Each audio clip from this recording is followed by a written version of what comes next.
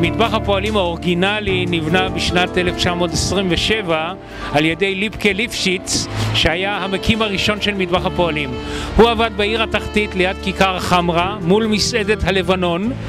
לאחר מכן, בשנות ה-30 וה-40 הוא עבר למקום אחר, ליד מה שהיה לימים התחנה המרכזית הישנה של אגד. ב-1948 ואולי לפני כן הוא עבר לאתר שמאחריי ברחוב החלוץ 41. החל מ-1948 סעדו מדי יום ביומו 1,200 איש במטבח הפועלים החיפאי. הוא היה מוסד בחיפה, התפריט שלו היה ידוע לכל מי שרצה לסעוד את נפשו.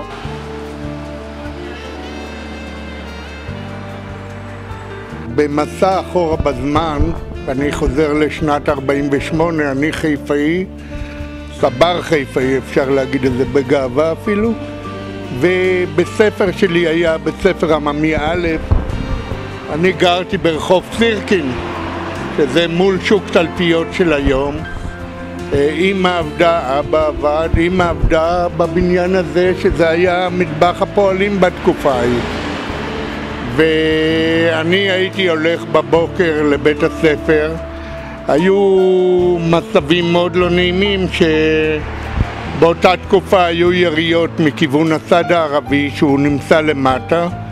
היה שם חומת מפגע, אבל לא בכל מקום היו חומות מפגע, והיינו הולכים, ילדים קטנים מתאספים מכל אזור הדר התחתון, והולכים עד שמגיעים למקום שמסוכן לעבור, ולימדו אותנו איפה מסוכן. מחכים שיגיע איזה מבוגר, כולנו נתנו יד אחד לשני, התכופפנו, ומהר הוא היה מריס אותנו. זה אני זוכר טוב. בדרך חזרה בית ספר הייתי נאסר פה היה קיר חומת מפגע, אבל קיר בזיגזג שיצא מהקיר הזה, הגיע עד לפה בערך. פה היה מעבר, ואחר כך היה עוד איזה קיר שהמשיך בצורה הזאת. הלכנו במין זיגזג כזה. הכניסה הייתה פה, בוא אני אראה לך איפה הכניסה. במקום הזה עלינו קומה אחת במדרגות חשוכות. מה שאני זוכר. כן, בטוח. לפני מלחמת השחרור. כן. לפני 48. כן, המטבח היה הרבה לפני זה, כן. החדר האוכל היה כאן. היו נכנסים מהרחוב, מהרחוב. אני חושב שהכניסה שישנה שמה בהמשך, כן. זה אותה הכניסה. מה, אני לא יודע, קשה לי. לדעתי חלונות כאן לא היו, אבל החלונות היו מהצד ההוא. אני לא זוכר בכלל, הבניין הזה... הבניין הזה לא היה קיים, זה בניין הוא חדש לגמרי. הכניסה הייתה פה מחזית, וחלונות לא היו בחזית, אלא כמו שהוא אמר, מהצד אבל היה פה קיר חלק. של מה? כן, היה קיר חלק וכניסה לחדר, ברור לי שהיו שני בתים,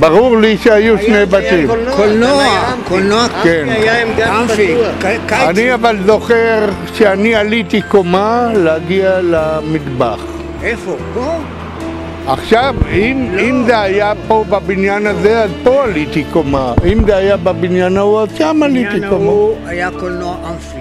לדעתי הכניסה הייתה בחזית, בשליש הראשון של הבניין.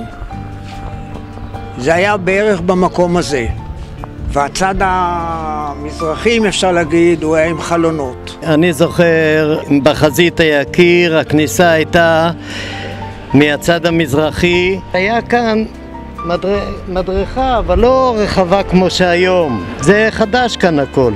היה כאן משהו צר יותר, והכניסה הייתה משם. והחלונות היו באמת בצד המזרחי. זה מה שאני זוכר. ולך תזכור מה שהיה, הבניין עבר הרבה שינויים. הייתה קומה אחת, הכניסה הייתה פה. אני לא יודע משום מה, אבל זה מה אני זוכר. בסדר. בכל זאת, הרבה מים זרמו בקישון.